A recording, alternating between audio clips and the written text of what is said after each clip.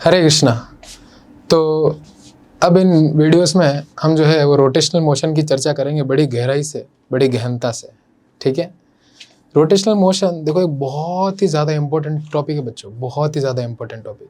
तो इसीलिए हमको इसको बड़े ध्यान से पढ़ते हुए चलना है। और बोलते हैं मैकेनिक्स का जो सबसे टफेस्ट चैप्टर है दैट इज़ रोटेशन मोशन, है ना। तो इसीलिए हमने सोचा कि क्यों ना जो है डिटेल्ड वीडियो सीरीज़ बनाया जाए।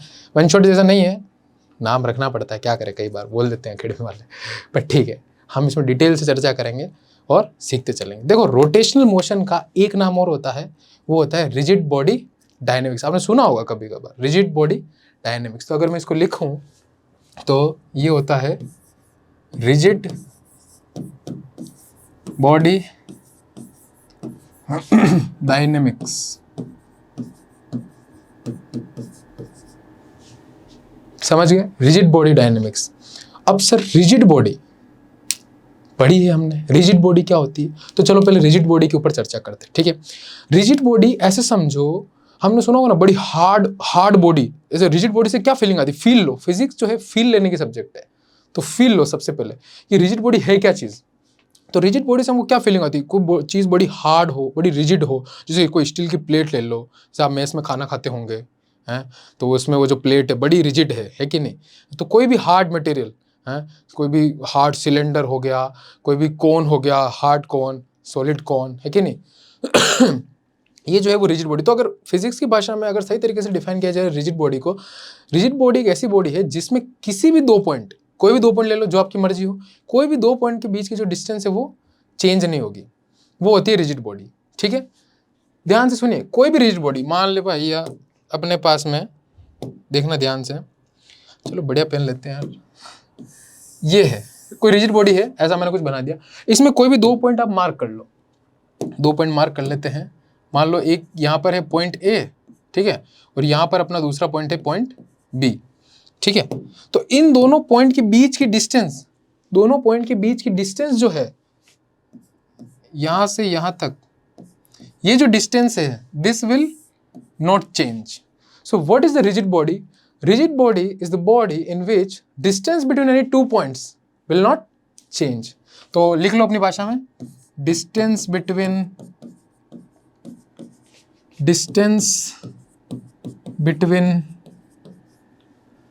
any two points will not change। अरे समझ में आया क्या? हाँ ना बोलो, हाँ ना बोलना पड़ेगा, बोलोगे तभी सीखोगे भाई। Distance between any two points will not change. समझ गए?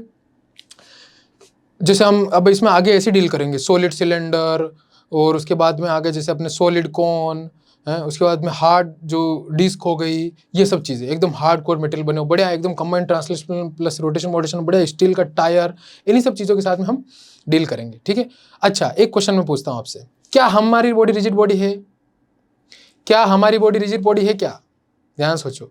देखो मैंने क्या बताया था, रिजिड बॉडी वो होती है जिसके किसी दो पॉइंट के बीच की डिस्टेंस चेंज नहीं होती। देखो ये दोनों अंगुलियां हैं, अभी इन दोनों पॉइंट्स के बीच की डिस्टेंस कुछ है, अभी चेंज हो गई सर। ये तो पेट में घुसा दिया ऐसे तो और चेंज हो गई, छाती में घुसा दिया तो और चेंज हो, गला दबा दो चेंज हो जाएगी, है कि नहीं। मतलब कि यहाँ पर दो पॉइंट के बीच की डिस्टेंस चेंज हो रही है, तो साफ हमारी बॉडी रिजिड बॉडी नहीं है। समझ गए? तो रिजिड बॉडी क्या होती है, अभी भी फिर से रफ्तार में बोल रहा हूँ, रिजिड बॉडी वो बॉडी है जिसके किसी भी दो पॉइंट के बीच की डिस्टेंस चेंज नहीं होती। मैं ये नहीं बोल रहा कि बॉडी रेस्ट पर है, बॉडी कुछ भी कर सकती है, बॉडी कोई भी मोशन करे, चाहे इस बॉडी को आप ऐसे फेंको, इधर से फेंको, घुमा के फेंको, प्लेन से फेंको, चाहे सुंदर कन्या फेंके, चाहे तू फेंके, चाहे कोई मास्टर फेंके, पर किसी भी दो पॉइंट के बीच की डिस्टेंस चेंज नहीं होगी। ध्यान रखना ये बात। तो अगर मान लो इसको ऐसे मान ले RAB, ठीक है, तो RAB क्या रहेगा हमेशा? कांस्टेंट, कांस्टेंट रहेगा, चेंज नहीं होगी। और क्या हम रिजिड बॉडी है? नहीं। अपनी भाषा में लिख लें इसे, अब रुकने की तो जरूरत है नहीं, रिकॉर्डिंग है कि नहीं। हमारी बॉडी, हिंदी में लिखें ऐसे, हमारी बॉडी रिजिड बॉडी नहीं है, रिजिड बॉडी नहीं है। समझ गए क्या? है। अब हम तो ये समझ में आ गया, हाँ सर समझ गया। आप समझेंगे कैसे नहीं समझेंगे सर, समझ में आ गया हमको। अब देखो, अगर रिजिड बॉडी में किसी भी दो पॉइंट के बीच की जो डिस्टेंस है वो चेंज नहीं हो सकती, तो अगर मैं किसी एक पॉइंट पे बैठ जाऊं, दो पॉइंट है ले लो, कोई एक पॉइंट पे बैठ जाऊं, तो जो दूसरा पॉइंट है वो मेरे रेस्पेक्ट में या तो रेस्ट पर होगा या सर्कल करेगा। समझाता हूं इस बात को। तुमने सर ये क्या बोल दिया आपने, चलो चलते हैं धीरे धीरे चलते हैं इस बात, है कि नहीं ऐसा। अब ध्यान से देखना, तो रिलेटिव डिस्टेंस तो चेंज नहीं हो सकती दो पॉइंट के बीच, बट रिलेटिव मोशन हो सकता है। कैसे, चलते हैं चर्चा करते हैं। तो आगे कैसे बढ़ाऊं इसको, यहां से बढ़ेगा। ध्यान से देखना, अगर हम रिजिड बॉडी में, जैसे पिछले वाली स्लाइड में दो पॉइंट लेते ए और बी, ठीक है। अगर मैं ए पर बैठ जाऊं, अगर मैं क्या कर रहा हूं, ए पर बैठ रहा हूं और बी को देख रहा हूं, और बॉडी कुछ भी कर रही है, बॉडी कैसा भी मोशन कर रही है, घूम रही है, चल रही है, फिर रही है, दौड़ रही है, तो जो दूसरे पॉइंट को इसका मोशन लगेगा वो कैसा लगेगा, उसके ऊपर चर्चा करते हैं, ठीक है। अगर रिजिड बॉडी में, बहुत बेसिक चर्चा कर रहे हैं, ध्यान रखना, बहुत इंपॉर्टेंट है, ये समझ में नहीं आया तो फिर पूरा रोटेशन गया। रिजिड बॉडी में कोई भी दो पॉइंट ले लो, कोई भी दो पॉइंट ले लो सर, जो तुम्हारी मर्जी ले लो। जैसे यहां ए और बी लिया था मैंने, ठीक है, ए और बी, ए और बी दो पॉइंट लिए थे। अब मैं क्या कर रहा हूं, अब ए के ऊपर बैठ जा रहा हूं चीटा बन के। ए के ऊपर क्या कर रहे हैं, चिट्टा बन के बैठ जाओ सर, मास्टर का यही काम है, चिट्टा बन के बैठेगा। चिट्टा बन के बैठ गए, चिट्टा बनो, चिट्टी बनो, जो तुम्हारे बनना हो, पर कुछ बन के बैठ जाओ ए पर बैठ गए।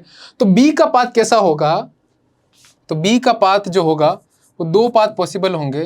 पहला या तो रेस्ट पर होगा, दूसरा या फिर सर्कुलर होगा, सर्कुलर। ए को ऐसा लगेगा, अगर हम दो पॉइंट के बीच की डिस्टेंस चेंज नहीं हो रही, ध्यान रखना, डिस्टेंस चेंज नहीं हो रही और बॉडी कुछ मोशन कर रही है, तो अगर हम ए पे बैठेंगे और बी को देखेंगे तो बी या तो हमें रेस्ट पे नजर आएगा या फिर बी का पाथ कैसा होगा, सर्कुलर होगा। ये बात ध्यान रखना तुम, ठीक है सर, समझ गए क्या? हाँ सर समझ गए सर, बिल्कुल समझ गए, ठीक है। डिस्टेंस बना लो ऐसे। चलो देखते सर, इनके एग्जाम्पल से भी तो समझा देते हैं। समझे, ध्यान से समझे भाई, इधर उधर ध्यान ना भटकाए। तो लेते हैं पहले वाले का एग्जाम्पल, ठीक है। अब मान लो भैया, ये यहाँ से शेप्स आएगी या फ्लो चार्ट नहीं, शेप। मान ले ये अपना ब्लॉक है। हाँ सर मान लिया, ठीक है। यहाँ पे पॉइंट है ए, ठीक है सर, यहाँ पॉइंट है बी, ठीक है सर, ये अपना ग्राउंड है, ठीक है। अब v स्पीड से ये ब्लॉक आगे की तरफ जा रहा है, v स्पीड से लीनियर ट्रेवल कर रहा है, आगे की तरफ जा रहा है। तो तू ए पे बैठ जा चीटा बन के, क्या कर, ए पे चीटा बन के बैठ जा, तो बी आपके रेस्पेक्ट में कैसा दिखेगा आपको, रेस्ट पर दिखेगा। कैसा दिखेगा, अगर मैं ए पे चीटा बन के बैठ जाऊं तो बी का पाथ जो होगा, बी मेरे लिए इसमें रेस्ट पर होगा। समझ में आया, बी रेस्ट पे तो दिखेगा यार, सीधी सी बात है। सेकंड एग्जांपल लेते हैं। अब सर्कुलर का लेते हैं। सर सर्कुलर कब होगा, चलो ये भी देख लेते हैं। सर्कल बना लेते पहले।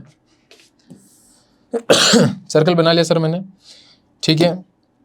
अब जब मैंने सर्कल बना लिया तो मान ले यहाँ पर कोई दो पॉइंट है, जैसे मान ले ये सर्कल है, सर्कल नहीं टायर, यहाँ पॉइंट ए है, यहाँ पॉइंट है अपना बी। अब ये सर्कल सॉरी जो टायर है वो क्या कर रहा है, टायर हमें पता है क्या करता है, घूमता भी है और आगे चलता भी है। Combined translation plus rotational, translate भी कर रहा है और भैया रोटेट भी हो रहा है, दोनों काम हो रहे हैं, ट्रांसलेशन प्लस रोटेशन। पर अगर हम यहाँ पे चीटा बन के बैठे हैं, ध्यान से देखना, तो हमारे रेस्पेक्ट में B point is performing circular motion. Yes sir, तो बी पॉइंट क्या कर रहा होगा, सिर्फ circular motion. So B is performing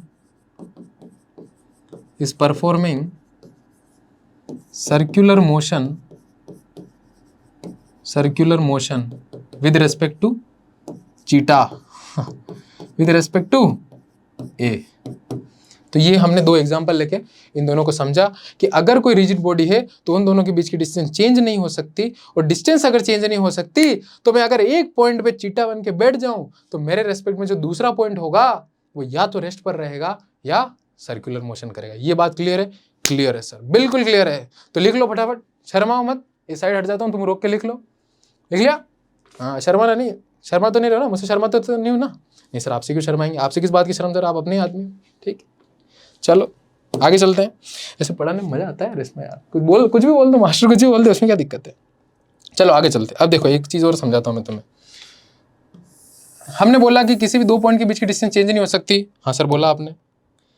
तो दो पॉइंट बनाते हैं, पॉइंट ए और पॉइंट बी, यहां बना देता हूं मैं, ठीक है, कोई टेंशन वाली बात नहीं।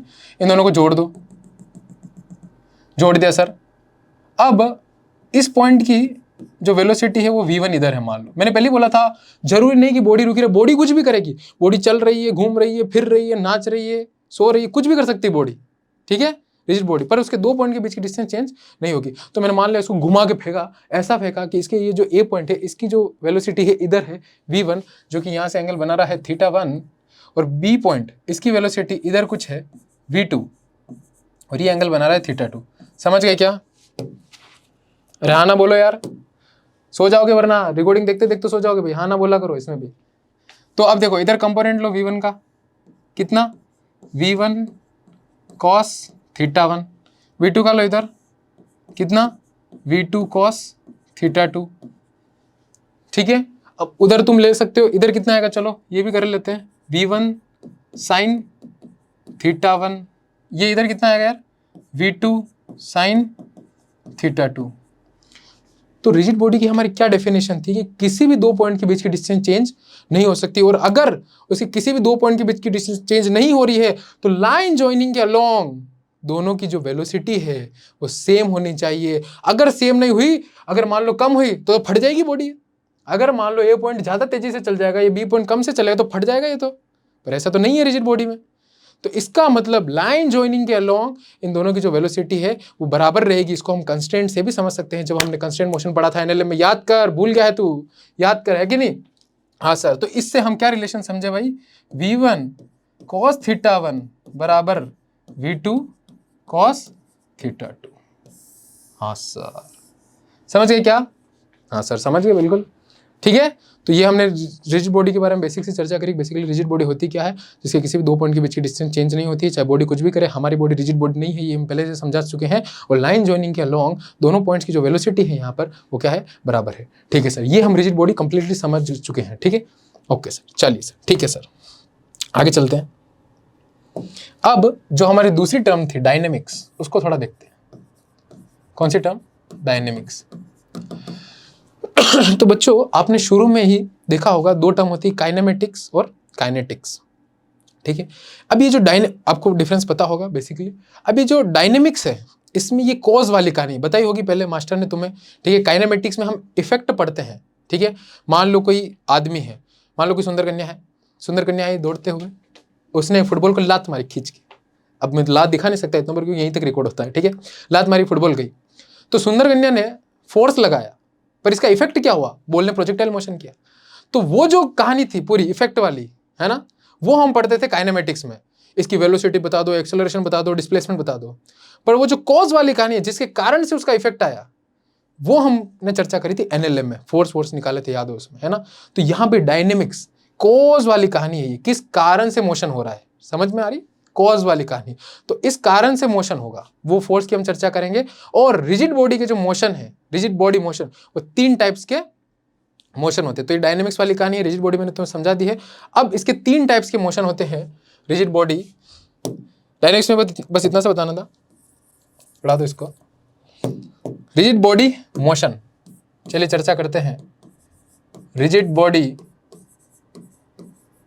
Motion,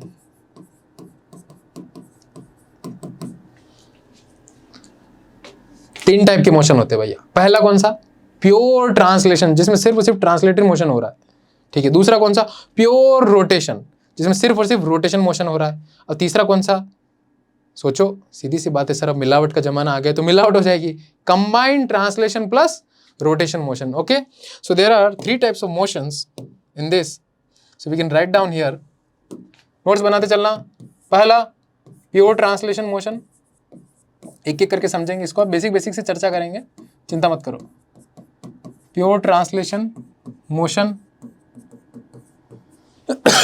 second one is pure rotational motion, इसको प्योर ट्रांसलेशनल कर लो, प्योर रोटेशनल मोशन। तीसरा combined translational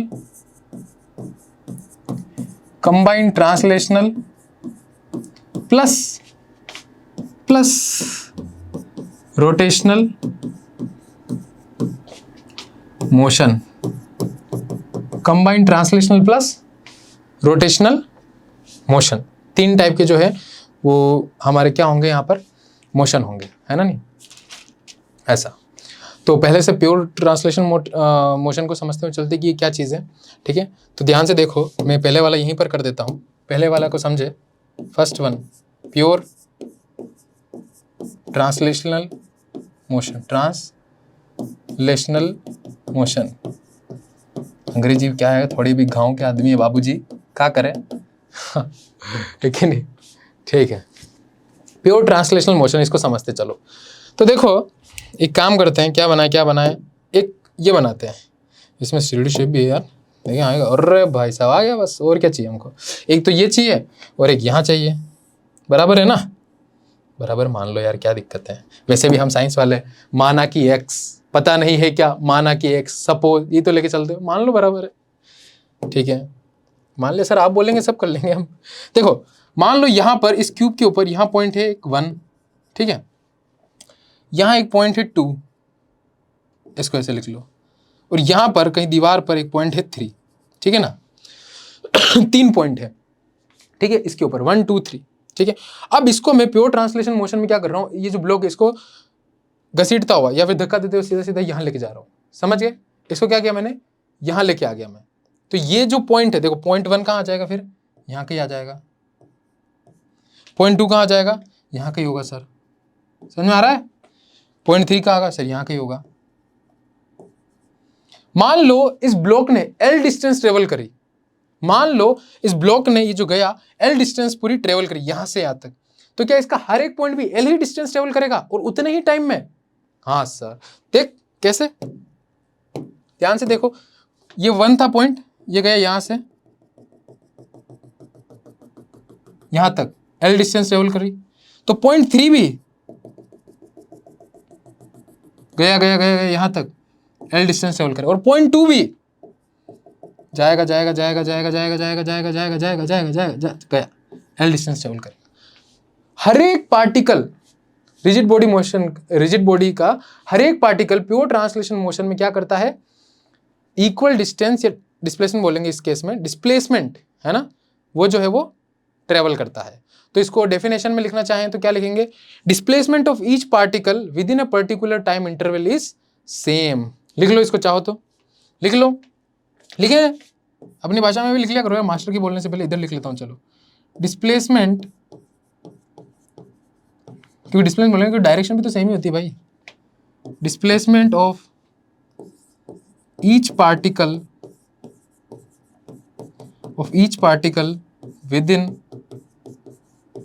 with in particular time interval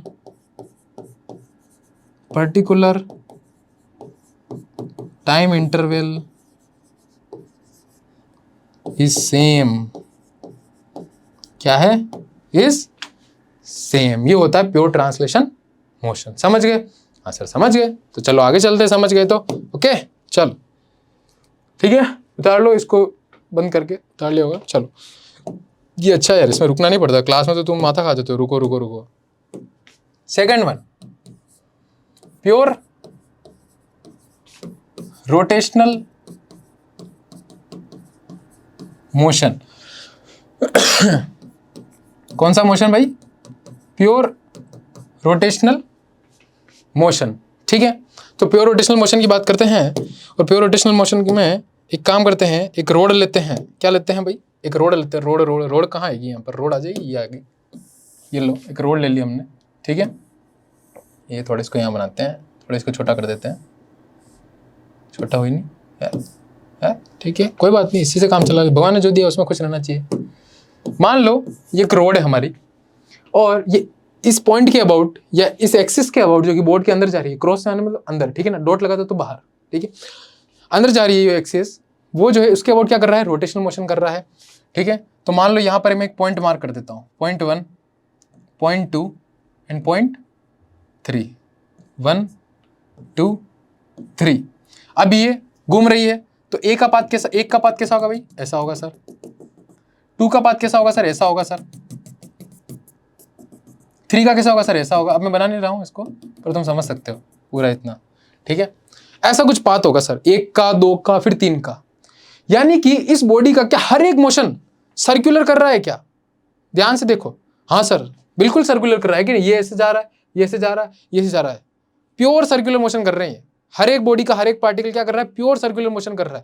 क्या इन सब की स्पीड सेम है क्या, नहीं, इन सब की स्पीड सेम नहीं है, क्योंकि स्पीड होती है v बराबर r into omega. Omega same है, हर एक पार्टिकल की जो एंगुलर वेलोसिटी है वो सेम है, एंगुलर डिस्प्लेसमेंट भी सेम है, पर स्पीड सेम नहीं है। क्यों, क्योंकि रेडियस अलग अलग है। अरे इसका क्या लिखा, v बराबर r इंटू ओमेगा, तो ये तो r इतनी है ना, 2 की इससे ज्यादा, तो इसकी स्पीड ज्यादा होगी, है ना। पर इस बॉडी में इसका हर एक जो पार्टिकल है वो क्या कर रहा है, सर्कुलर मोशन कर रहा है। तो इस टाइप के जो मोशन होते हैं उनको हम क्या बोलते हैं, प्योर रोटेशनल मोशन। समझ गए, हाँ सर समझ गए। तो इस केस में क्या होगा, एंगुलर डिस्प्लेसमेंट, अगर इसमें मैं डेफिनेशन लिखा हूं तो इसे समझो, एंगुलर डिस्प्लेसमेंट समझते चले और लिखते चले भाई, of each particle, angular displacement of each particle within a particular time interval, within a particular time interval is same। ठीक है, जैसे हमने लीनियर वाले में पढ़ा था, सेम केस ऐसा ही है कि इस केस में क्या, angular displacement of each particle with in a particular time interval will be same. लिख लीजिए, चलो लिख लो, थोड़ा साइड हट जाता हूँ, ठीक है, स्टॉप करके लिख लो, ठीक है। हाँ सर लिख लिया, ठीक है सर। चलो चलें आगे, चलो। अच्छा इसमें एक चीज़ और बतानी थी तुम्हें, थोड़ा पीछे लेके जाता हूँ, ये तो समझ में गया ना। हाँ, इसमें जैसे हमने ट्रांसलेशन मोशन कराया था और इसको सीधा सीधा चलाया था, पर इसमें जरूरी नहीं कि हमेशा सीधा सीधा चले। जैसे देख यहाँ लिख लेता हूँ मैं, थोड़ा बनाता तेरे को थोड़ी क्लैरिटी हो जाएगी। यहाँ तो हमने क्या किया था भाई, बक्से को सीधा सीधा चलाया था, तो तुम गलत समझ सकते हो कि सर ट्रांसलेशन मतलब सिर्फ सीधा सीधा चलाना होता है क्या, नहीं। इंपॉर्टेंट पॉइंट मार्क करके लिख लेना इसमें, translation motion does not mean motion in a straight line. क्या लिखोगे, इसी सेक्शन में स्टार मार्क करके लिख लेना, translation motion does not mean motion in a straight line. जैसे देख मैं एक एग्जांपल देके बताता हूँ, ये देख, ये कर्व है, यहाँ पर अपना ब्लॉक है, फिर से ठीक है, यहाँ पे बहुत सारे पार्टिकल है, बहुत सारे नहीं मानते, चल बहुत सारे हैं पर मानेंगे नहीं, 1 2 और 3, ये फिर से 1 2 3 मानो। अब देख इस बक्से को मैं कैसे लेके जा रहा हूँ, ऐसे लेके जा रहा हूँ, तो इस बक्से को पहुंचा के ये ले आया, तो तीसरा पॉइंट यहाँ के आ गया, दूसरा पॉइंट ने भी ऐसे कुछ ट्रेवल किया होगा ऐसे, और पहला पॉइंट ने भी ऐसे कुछ ट्रेवल किया होगा ऐसा, है ना, नहीं। पर इस केस में भी ये प्योर ट्रांसलेशन मोशन है। क्यों, क्योंकि हर एक पार्टिकल का डिस्प्लेसमेंट सेम है, इस केस में भी सेम है ना, और with in particular time interval, तो सेम टाइम इंटरवल में लगा, है ना। ये बात समझ गए, हाँ। तो हमने क्या लाइन लिखी थी कि pure translation motion does not mean motion in a straight line, ठीक है, ये हो गया, ओके क्लियर सर। चलो चलो आगे चलो, ठीक है, ये समझ गया ना, ठीक है। आगे चलते हैं, आगे कहाँ से चलें, यहाँ से चलेंगे, ठीक है, ये समझ गए प्योर रोटेशन मोशन। अब हम चलते हैं तीसरा सी टी प्लस आर। बच्चों इसको शॉर्ट में हम ऐसे लिखेंगे, अब आप पढ़ोगे आगे, C T plus R, combined translation plus rotational motion. Okay okay, तो ये क्या होता है सर, ये भी बता दो थोड़ा, ठीक है बता देते हैं। अब सोच, तू खुद सोच क्या होगा जिसमें ट्रांसलेशन भी हो रहा है, आगे भी चल रहा है, और रोटेशन भी हो रहा है। Tyre, best example is tyre of the car, tyre of the motor, bicycle, whatever you want to take, tyre ना, रोटेशन भी हो रहा है और आगे भी चल रहा है। हाँ सर समझ गए। तो ले लेते हैं, ये ले लिया हमने सर, ले लिया, चलो नीले पेन से लिखते हैं, ठीक है। तो इस केस में क्या हो रहा है, ट्रांसलेशन भी हो रहा है, यानी आगे भी चल रहा है, और रोटेशन भी हो रहा है ना। तो ये जो केस होते हैं इनको हम बोलते हैं combined translation plus rotational motion. अब इसमें हर एक जो पॉइंट है उनकी जो डिस्टेंस ट्रेवल्ड होगी वो क्या सेम होगी, अलग अलग, हर एक पॉइंट की अलग अलग होगी। ध्यान से देखना, मैं पहले बता रहा हूँ, हर एक पॉइंट की अलग अलग होगी, सेम नहीं होगी अब इसमें, ठीक है। जैसे ये देख, जैसे मेरे को थोड़ा एग्जांपल लेना है, तो क्या करता हूँ मैं, 5 मेरे को सर्कल चाहिए, कितने, 5 सर्कल, तुम भी बना लो अपनी कॉपी में, 5 सर्कल बना लो, थोड़ा दूर दूर पे। सिलेक्ट कहाँ आएगा भैया, यहाँ इसको सेलेक्ट करके थोड़ा सा इसको छोटा कर लेते हैं और इसको यहाँ चिपका देते हैं ताकि तुम समझ जाओगे। ठीक है सर, समझ गए। अब हम 5 सर्कल ले लेते हैं, ध्यान से देखना बेटा। एक इसी को कॉपी कर ले, क्या कॉपी कहाँ से होगा, हो जाएगा क्या? हाँ हो जाएगा ना सर, सेलेक्ट मारो। अब कॉपी, हाँ हो गया ना, हो गया। मास्टर को सब आता है, होशियार यार, आईआईटी से ऐसे थोड़ी है। चलो ये हो गया कॉपी, ये मान ले यहाँ पर, और यहाँ भी कॉपी मान ले, यहाँ आ जा, ठीक है। और यहाँ भी एक और कॉपी मार ले। कॉपी मारने में बड़ा एक्सपर्ट आदमी हूँ यार, पर देखो मैंने कभी कॉपी नहीं की जिंदगी में, सही बता रहा हूँ तुम्हें। 5 चाहिए ना, थोड़ा सा साइड एडजस्ट करना पड़ेगा। चल भाई तू इधर आ, चल भैया तू भी इधर आ जा, आप भी इधर आओ, बनाओ बनाओ, आप भी बनाओ यार, ऐसे देखे मत रहो। 5 सर्कल चाहिए सिखाने के लिए, ये आ गया ऐसे। हाँ सर समझ गए। अब मान देख, ध्यान सुनना, टायर है एक, इसको देखना, ठीक है। मान ले ये पॉइंट था नीचे वाला, ये पॉइंट ये था, अभी घूम भी रहा है और आगे भी चल रहा है। तो मान लो जब ये आगे चला होगा तो यहां कुछ पहुंच गया होगा, और ये घूमा तो मान लो यहां पे पहुंचा, ये पॉइंट घूम के यहां पहुंचा ये वाला, फिर वापस घूम के आगे गया, यहां कहीं पहुंचा होगा, फिर वापस घूम के आगे गया, ये यहां कहीं पहुंचा होगा, और फिर वापस चक्कर में भाई साहब यहां कहीं आए होंगे। एक रोटेशन मैंने इस तरीके से दिखाया, ठीक है। यहां था, घूमा यहां आया, क्वार्टर, फिर क्वार्टर घुमा यहां, फिर क्वार्टर घुमा यहां, फिर क्वार्टर घुमा यहां पर आ गया। तो इसका मोशन कैसे हो रहा है इस पॉइंट का भैया, ध्यान से देखना। अगर तो इसको मिलाएगा, देखना थोड़ा मैं ऊपर नीचे ना हो जाए, पर समझना ध्यान से, ठीक है। अगर इसको हम मिलाएंगे ऐसा, ऐसे होगा ना, और फिर ऐसे कुछ गए, ठीक है। तो ऐसा इसका मोशन हो रहा है एक पॉइंट का एक्चुअल में, समझ पा रहे हम? है कि नहीं? पहले पॉइंट यहाँ था, फिर घुमा टायर यहाँ आ गया, फिर टायर कुछ समय बाद घुमा यहाँ आ गया, फिर यहाँ आ गया, फिर यहाँ आ गया, और आगे भी तो चल रहा है। तो ऐसा कुछ जो है, इसके एक पॉइंट को जब हमने लिया तो ऐसा कुछ मोशन हो रहा है एक्चुअल में, ग्राउंड फ्रेम से देखेंगे तब तो और हमने पहले ही पढ़े थे, जब हमने सेंटर ऑफ मास चालू किया होगा मास्टर ने तुम्हारी क्लास, तब बताया भी था कि जो बॉडी चल भी रही है और घूम भी रही है, उसको एनालाइज करने का सबसे जो आसान तरीका वो क्या है, उसके सेंटर ऑफ मास पे बैठ जाओ। अगर हम चीटा बन के उसके सेंटर ऑफ मास पे बैठ जाते हैं, चीटा बन के अगर उसके सेंटर ऑफ मास पे बैठ जाते हैं, यहाँ पर, कहाँ पर सेंटर ऑफ मास बीच में होगा, हमें पता है, यहाँ पर बन जाते हैं, तो बाकी जो दूसरे पार्टिकल्स हैं, वो क्या करेंगे हमारे रेस्पेक्ट में? सर्कुलर मोशन ही तो करेंगे भाई। तो ऐसी बॉडीज को, कंबाइंड ट्रांसलेशन प्लस रोटेशन जो लास्ट में आता है इसका टॉपिक, ऐसी बॉडीज को एनालाइज करने का सबसे आसान तरीका है वो क्या है, इसके सेंटर ऑफ मास पे आप बैठ जाओ। इसके सेंटर ऑफ मास पे जब आप बैठ जाओगे, ठीक है, तब आपको बाकी के जो पार्टिकल्स है वो सर्कुलर मोशन करते हुए नजर आएंगे, ठीक है। ये है combined translation plus rotational motion, ठीक है सर, समझ गए। 3 टाइप के मोशन समझ लिए, रिजिड बॉडी समझ लिया। अब जो एक मेन चीज आती है, बच्चे कई बार कंफ्यूज होते हैं, what is the circular versus rotational. कई बार लगता है सर्कुलर रोटेशनल में डिफरेंस क्या है सर? रोटेशन मतलब घूमना, सर्कुलर मतलब भी घूमना, क्या डिफरेंस है? चर्चा कर लेते हैं, क्या दिक्कत, क्यों भाई, चलते हैं आगे। ओके, तो पेन चेंज कर लेते हैं फिर से। तो इस चीज को थोड़ा समझते हैं, सर्कुलर वर्सेस रोटेशनल, इस चीज को थोड़ा सा समझ लेते हैं। सर्कुलर और रोटेशनल में भैया क्या डिफरेंस है कि नहीं?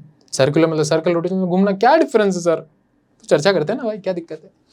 देख ध्यान से देख, अगर मैं एक होलो स्फीयर लूँ, क्या लूँ मैं? अगर होलो स्फीयर या सॉलिड स्फीयर ले ले, जो तेरी इच्छा वो ले ले, ठीक है।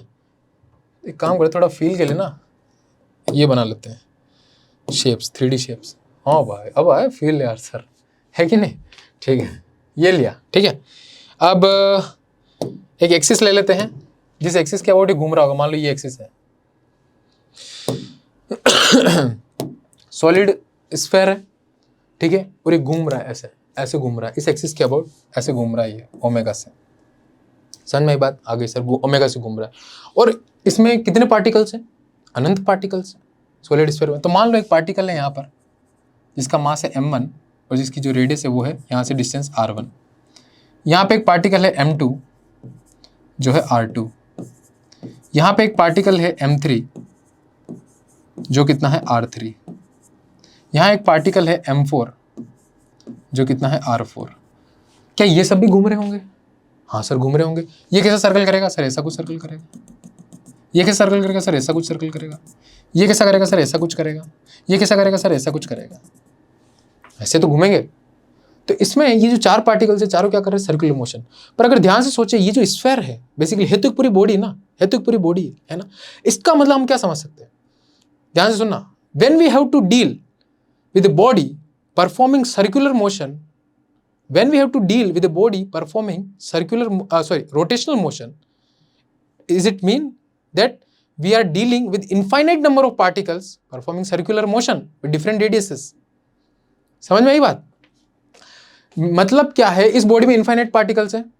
So when we have to deal with infinite number of particles performing circular motion, and if we combine this study, then we can tell it as a rotational motion. समझ गए क्या? तब हम इस स्टडी को क्या बोलेंगे, रोटेशन मोशन। समझ गए?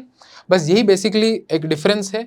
सर्कुलर मोशन एक पार्टिकल के लिए होता है, रोटेशनल मोशन एक बॉडी के लिए होता है। इसमें इनफाइनाइट पार्टिकल्स हैं, सारे पार्टिकल सर्कुलर करेंगे, अगर इसी को कंबाइन कर देंगे तो उसको रोटेशनल मोशन बोलेंगे। सेम वो हमने रोड वाला केस लिया था, याद कर, सेकंड में जब बताया था प्योर रोटेशनल मोशन, तो रोड थी, उसमें बहुत सारे पार्टिकल्स से सारे सर्कुलर कर रहे थे, पर अगर इस स्टडी को कंबाइन कर देंगे तो पूरी जो रोड होगी वो क्या करेगी, रोटेशन मोशन करेगी।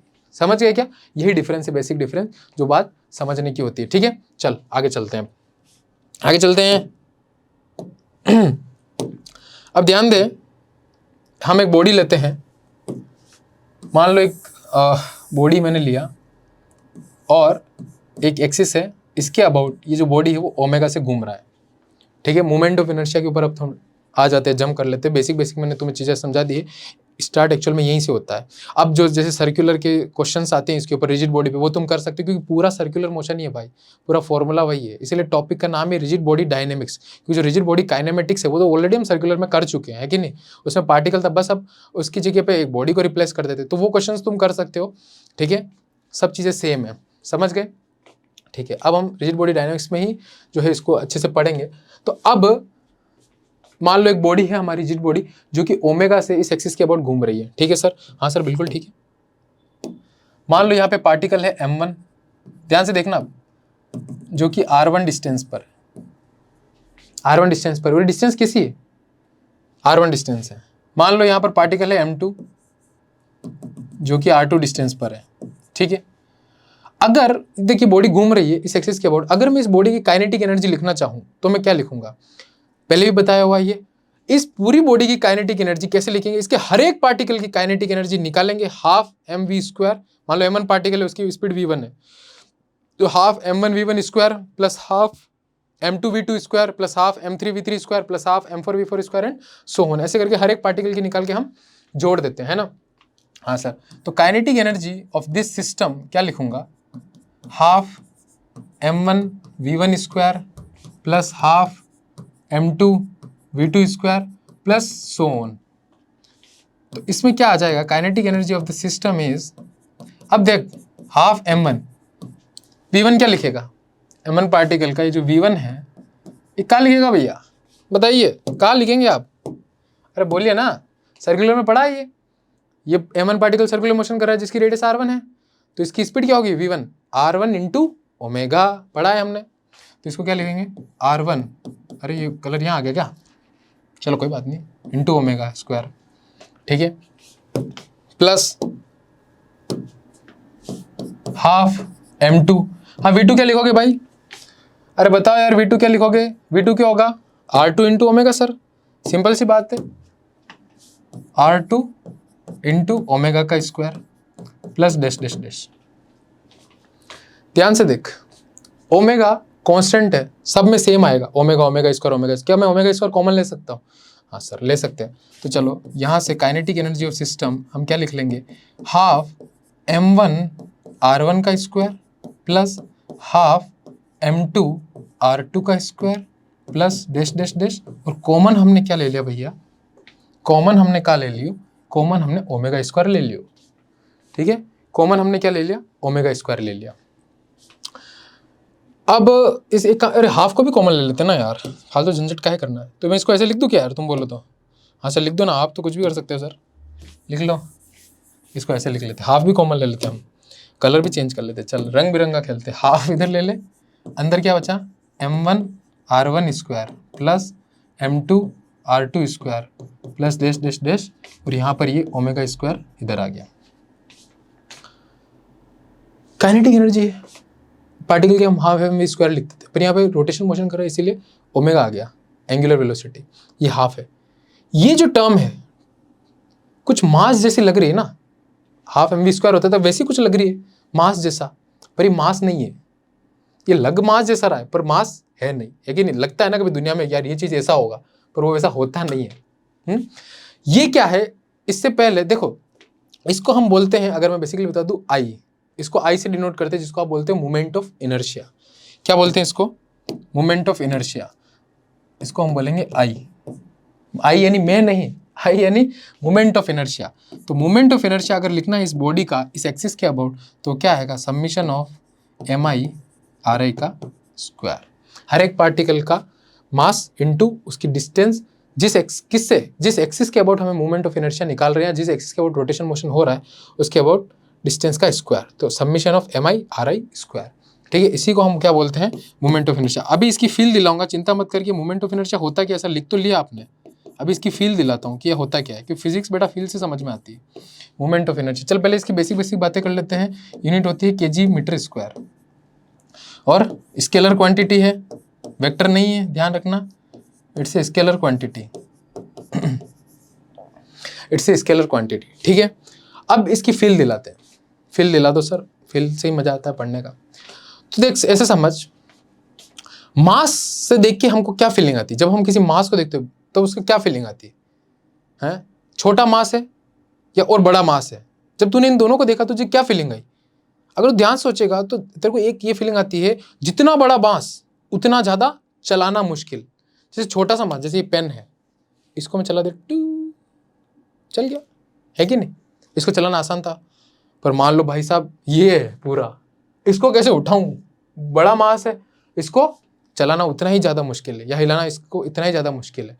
उसी तरीके से जैसे कि मास बताता है चलाना मुश्किल, वैसे ही ये आई क्या बताएगा, घुमाना मुश्किल। समझ गए क्या? जितना ज्यादा मास उतना ज्यादा चलाना मुश्किल, जितना ज्यादा ये आई उतना ज्यादा घुमाना मुश्किल। समझ गए क्या? हाँ सर, अब समझे सर, हाँ सर, चलो सर, बढ़िया सर, ठीक है sir, okay sir, well done sir, जोरदार सर, चलो। तो समझ गए, इसको अपनी भाषा में लिख लो, लिख लो, मोमेंट ऑफ इनर्शिया की फीलिंग लिखे ऐसे, ठीक है? तो जितना ज्यादा मास, जितना ज्यादा मास उतना उतना चलाना मुश्किल, उतना चलाना मुश्किल। उसी तरीके से जितना ज्यादा आई, जितना ज्यादा आई उतना उतना क्या है, बोलो ना रे, घुमाना मुश्किल है ना? नहीं ऐसा, उतना ही क्या रहेगा भैया, घुमाना मुश्किल हो जाएगा हमारा। तेरे को मस्त बेसिक सा एग्जांपल समझाता हूँ, ठीक है ना? एक बहुत अच्छा सा एग्जांपल समझाता हूँ तेरे को, तो समझ में आएगा। अच्छा चल पहले चीजें लिख लेते हैं कि बेसिकली आई जो है किस किस के ऊपर डिपेंड करता है, पहले इसको समझते हैं हम, ठीक है ना? फिर एक और अच्छी चीज पे चर्चा करेंगे, ठीक है? अब देख, जैसे हमने देखा था आई, अब हम देखें आई किसके ऊपर डिपेंड करता है, ध्यान से देख, एक्सिस ऑफ रोटेशन पे। If I change the axis of rotation, मान लो ये एक्सिस ऑफ रोटेशन को यहाँ की जगह मैं यहाँ ले आऊं, R1 R2 विल चेंज, है ना? नहीं भाई, R1 तो यहाँ से डिस्टेंस है ना M1 की, और ये M2 कर दे, और M2 की यहाँ से डिस्टेंस है कि नहीं? तो R1 R2 चेंज हो गया तो क्या मोमेंट ऑफ इनर्शिया चेंज हो जाएगा? Yes sir. तो फर्स्ट पॉइंट अपनी कॉपी में लिखे हैं क्या, क्या सर बता रहा हूं, moment of inertia depends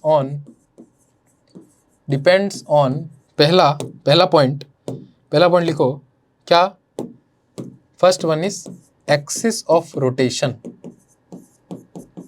axis of rotation पे डिपेंड करता है, ठीक है? किस पे डिपेंड कर रहा है? एक्सिस ऑफ रोटेशन पे। सेकंड चीज, अगर इस मास को मैं और ज्यादा चपटा कर दूं, मान लो ऐसे और ज्यादा चपटा कर दूं, है कि नहीं, तो मास डिस्ट्रीब्यूशन अलग अलग हो जाएगा, तो मोमेंट ऑफ इनर्शिया चेंज हो जाएगा, क्योंकि फिर से जो है डिस्टेंसेस चेंज हो जाएगी ना। हाँ, तो किस पे और डिपेंड करता है ये, मास डिस्ट्रीब्यूशन भाई मास डिस्ट्रीब्यूशन पे डिपेंड करेगा ना यार। थर्ड थिंग इज डेंसिटी पे भी डिपेंड करता है, इसको लिख लें सीधा सीधा, डेंसिटी। फिर उसके बाद में वही शेप एंड साइज लिखना चाहो तो लिख लो, नहीं तो नहीं भी लिखोगे तो भी चलेगा, पर तुम समझ गए इससे क्या फीलिंग आनी चाहिए तुम्हें। शेप एंड साइज पे भी डिपेंड करता है कि नहीं। तो मास डिस्ट्रीब्यूशन पे भी डिपेंड करता है, ये बहुत बड़ा इंपॉर्टेंट पॉइंट है ना। अगर मास बहुत फैला हुआ होगा तो उसका मोमेंट ऑफ इनर्शिया ज़्यादा होगा, अगर मास एक्सिस के पास में होगा उसका मोमेंट ऑफ इनर्शिया कम होगा। चल अब तेरे को मैं थोड़ा इससे समझाता हूँ कि ऐसा कैसे है सर, ठीक है। एक मिनट पानी पी लेता हूँ, पानी पीना जरूरी है, जल है तो कल है, लिख ले तू तब तक।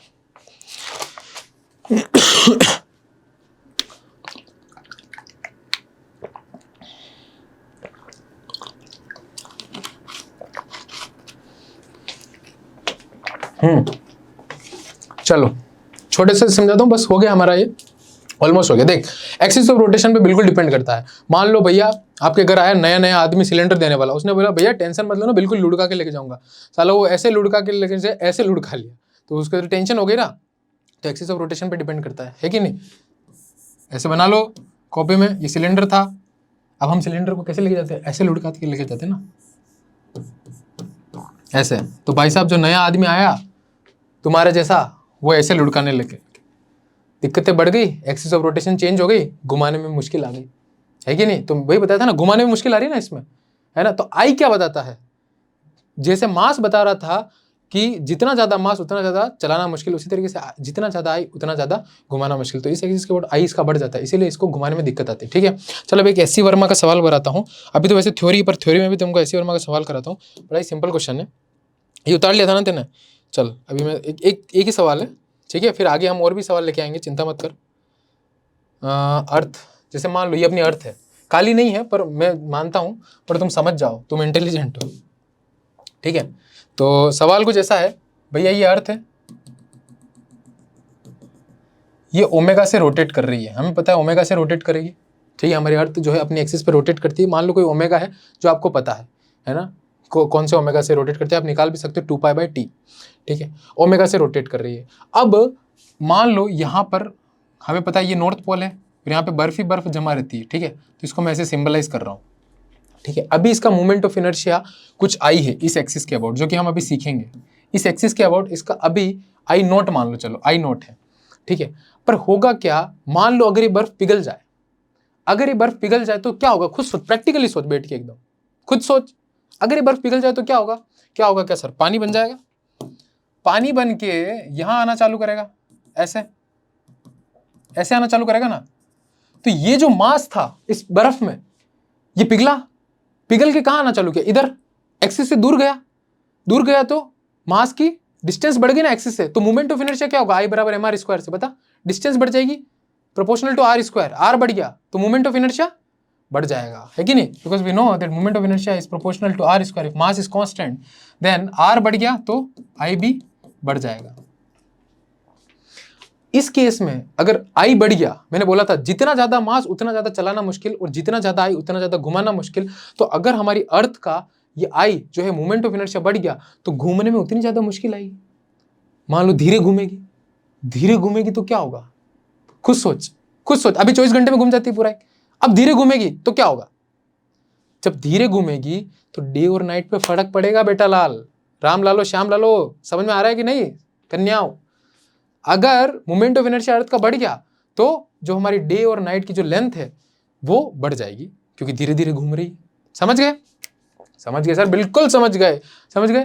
तो यहाँ तक हमने चर्चा करी कि सबसे पहले रिजिड बॉडी क्या है, डायनेमिक्स क्या है, और 3 टाइप्स के मोशन देखे, pure translation motion, pure rotational motion, combined translation plus rotational motion, circular versus rotation में डिफरेंस समझा, और मोमेंट ऑफ इनर्शिया का जो हमारा फॉर्मूला आता है वो हमने डिराइव किया, ठीक है। और अभी हम आगे जो है इसको कंटिन्यू करेंगे, अभी और चलते रहेंगे आगे, ठीक है। Thank you very much. Hare Krishna, ऐसे पढ़ते रहिए, खुश रहिए जीवन में। हरे कृष्णा।